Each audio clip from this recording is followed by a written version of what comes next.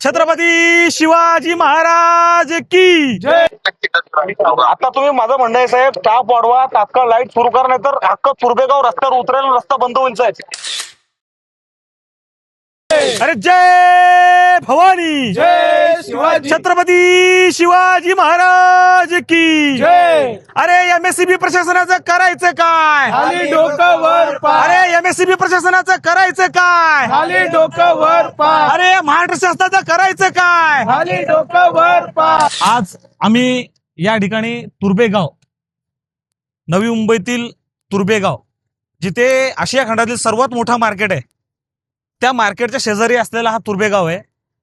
नवी मुंबईतल्या तुर्बेगाव या ठिकाणी आम्ही आज 21व्या शतकात जगतोय.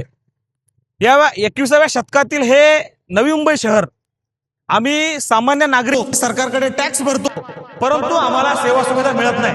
त्यातली एक गोष्ट म्हणजे मागील 3 दिवसापासून आज या तुर्बे गावात रात्री 11 वाजता लाईट जाते आणि सकाळी 6 वाजता लाईट येते. कुठल्या युगात आम्ही जगतोय? हा 21व्या शतक आहे की अश्मयुग आहे?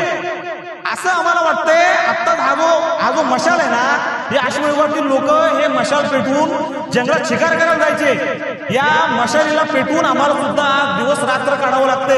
ही अशी वेळ या महाराष्ट्र सरकारने आणलेली आहे.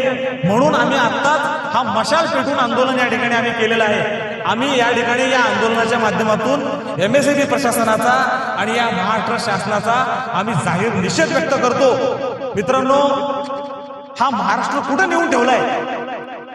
विचार करायची गोष्ट आहे. अहो, नवी मुंबई सारख्या शहरात लाईट नाही, काय करायचं? जगायचं कसं? सकाळी उठून कामाला जायचं कसं? जर रात्रभर आम्ही झोपलो नाही तर सकाळी कामाला जाणार कसे? ही संतप्त नागरिकांची प्रतिक्रिया आहे.